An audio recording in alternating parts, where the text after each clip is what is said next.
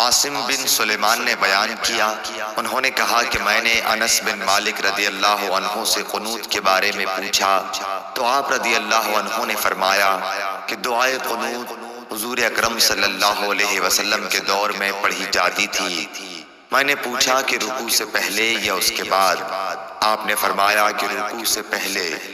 عاصم نے کہا کہ آپ ہی کے حوالے سے فلاں شخص نے خبر دی ہے کہ آپ نے رکوع کے بعد فرمایا تھا۔ اس کا جواب حضرت انس نے یہ دیا کہ انہوں نے غلط سمجھا۔ رسول اللہ صلی اللہ علیہ وسلم نے رکوع کے بعد صرف 1 مہینہ دعائے قنوت پڑھی تھی۔ ہوا یہ تھا کہ آپ صلی اللہ علیہ وسلم نے صحابہ رضی اللہ عنہم میں سے 70 قاریوں کے قریب مشرکوں کی ایک قوم بنی عامر کی طرف سے ان کو تعلیم دینے کے لیے بھیجے تھے۔ یہ لوگ ان کے سوا تھے جن پر آپ نے بد دعا کی تھی۔ ان میں اور حضرت صلی اللہ علیہ وسلم کے درمیان عہد تھا، لیکن انہوں نے عہد شکنی کی اور قاریوں کو مار ڈالا۔